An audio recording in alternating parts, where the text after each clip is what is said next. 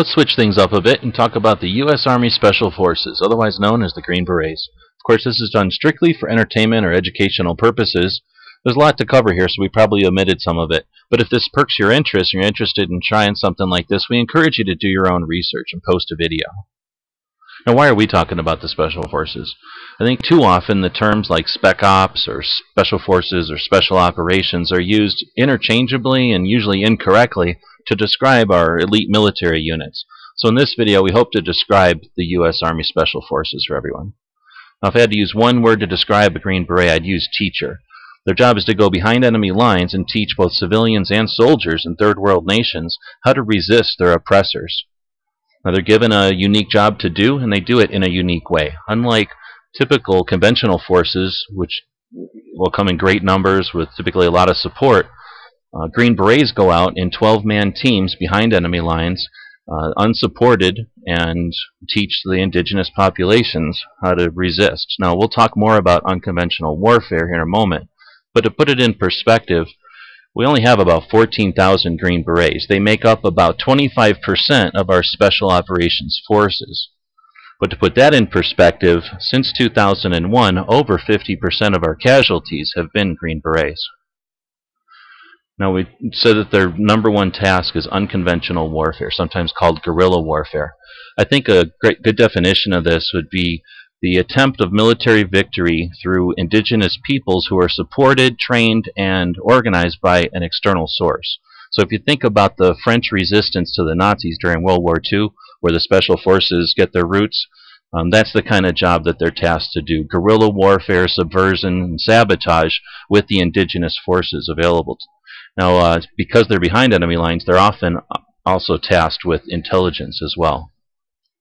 So in this video, we're going to take a look at a lot of different aspects of the Green Berets, but I hope that this, again, sparks someone else to maybe do a video like this about an elite military unit they're interested in. I think a good place to start talking about the Green Berets is with their mission. Now, it's grown over time, but their number one mission has always been unconventional warfare, along with foreign internal defense, teaching the internal people how to defend themselves. And because they're warfighters, they're occasionally called to direct action. They're elite forces, so they're responsible for counterinsurgency as well as special reconnaissance. And again, we'll talk about where they get their roots, and that's why that's evident.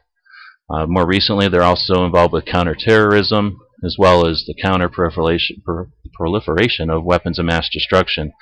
And they've always been tasked with information operations, or what used to be called PSYOPs, given accurate and inaccurate information where necessary. Now, the Special Forces get their roots from the OSS, the Office of Strategic Services, which was one of the predecessors of the CIA. Their job during World War II was to gather intelligence, conduct operations behind enemy lines, and support the resistance groups in the various theaters. They did this through the use of small operational groups called Jedburgh teams. The first Special Service Force was a group of Canadians and Americans that mastered this type of task. Now, after World War II, the remnants of the OSS came back and decided that we needed a place to train for special warfare like this. They created the Special Operations Warfare Center, and soon after the first Special Forces were established, they were soon transferred or deployed. More Special Forces groups were created and also deployed, and by the time we got to Vietnam, Special Forces had already been out doing their work all around the world. Now, during Vietnam is where Special Operations really proved their worth. Their job was similar. They were tasked with the similar jobs as similar responsibilities as the OSS had during World War II, as far as strategic reconnaissance, capture of enemy prisoners, rescuing downed pilots, rescuing our prisoners of war, as well as all the clandestine and psychological operations. Now, this wasn't just the Green Berets, of course. Just the SEALs, the CIA, and Force Reconnaissance from the Marines were also involved. But again, this is where Spec Ops really proved its worth during fighting. And after Vietnam, until the present time, things have changed. But I think the next progression here is to talk about what Special Forces or what the Green Berets are not. Special Operations is a kind of a vague term, and I think when most people think Special Operations, or when they say Special Operations, they're thinking of the, well, what's most recent incarnation, the U.S. Special Operations Command. It's a very large division of our Department of Defense. In fact, it's as large as the Army, Navy, or Air Force as far as its hierarchy. As far as number of people, of course, it's tiny. But basically, since World War II and through Vietnam and through the 80s, different reasons, the chain of command has changed, and currently U.S. Special Operations Command is in charge of the Special Operations units from the various branches. So from the Army, they get the Rangers and Special Forces and the Special Operations Aviation, as well as PSYOPs and the Special Warfare Center. From the Navy, they get the SEAL teams. From the Marines, they get MARSOC. And from the Air Force, they get the Pathfinders and Pararescue. They also are in oversight of Delta Force and SEAL Team 6, our counter-terrorist units. So this is the hierarchy now. Of course, this has changed over time. But again, what we're really talking about here is Special Forces. And I just wanted to give you this description to show you that Special Forces is one little piece of the overall Special Operations, what most people are talking about. So when we talk, let's give you a little bit more about the organization of Special Forces. For anybody that's interested, we've got U.S. Special Operations Command, like we showed. If you go down into the Army, U.S. Special Forces Command is in charge of more than just the Special Forces, these other divisions as well. But as far as the Special Forces go, they've got 5 active Special Forces groups and 2 National Guard groups. So let's take a closer look at those groups. This is the main organizational level of the Special Forces units. So each group gets a headquarters company as well as a support company, and then it has 3 battalions, well, 3 or 4 battalions. Each battalion has a headquarters and a support company, and then 3 companies. Those companies each have 6 A teams and a B team. And each of those A teams has 12 Green Berets. So it's the overall structure of the Special Forces groups. Now let's take a look at that A team, the Operational Detachment Alpha. This is the core of the Special Forces. Again, it was developed back in World War II. The idea is that as opposed to an individual spy who doesn't wear a uniform and goes behind enemy lines, and also opposed to a conventional force who would wear a uniform but come in great numbers with a lot of support behind them, the A team will go behind enemy lines as a uniformed group, but self-sustained. And because of that, they have overlapping specialties. A lot of people are familiar with this. I won't go too into it. But of course, they have their leadership, they have their medical, they have their weapons, communications, and then engineers. Their job is to go behind enemy lines and be self-sufficient. And that's, again, there's been lots of talk about this, but this is the core of the Special Forces. Now, because of that, there's only certain jobs you can do in the Special Forces. They're not easy jobs to do, and we'll list them here. But again, this is just to give people an idea of what it takes, or what's the process of becoming a Green Beret.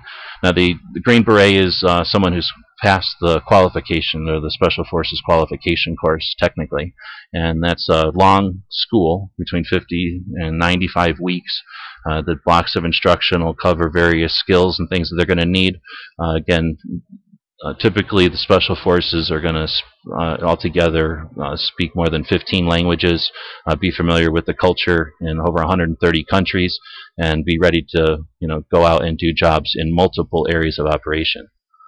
So let's go back to the groups, and you can see that each of the groups has its distinctive insignia. We'll talk about that in a minute, but the groups are located in various parts around the country. So once you're a Green Beret, you get stationed at one of the various groups. Those groups are responsible for areas of operations around the world. So let's take a look at a world map, and you can see that the various groups are tasked with various areas of operation where they're needed. Now let's take a look at how you can recognize a Green Beret. That's with their insignia, like at least any Army unit. And we'll talk about their shoulder insignia, their crest, their beret flash, and then their tab. So the shoulder tab was approved in 1955. It's gold and blue, which is assigned to units that are outside the standard Army, Navy, and Air Force. Its upturned dagger represents the knife that was used by the operators in the OSS during World War II. The 3 bolts of lightning represent their unconventional warfare, as well as the ability to strike by air, water, and land. The arrowhead shape comes from the 1st Special Service Force, which took it from the Native American warriors who inspired their patch. And you can see the arrowhead or the spear point in most special operations patches that come from that history. Now, the Special Forces crest was approved in 1960. It's 2 silver arrows with a crossed dagger surrounded by a black ribbon with their motto.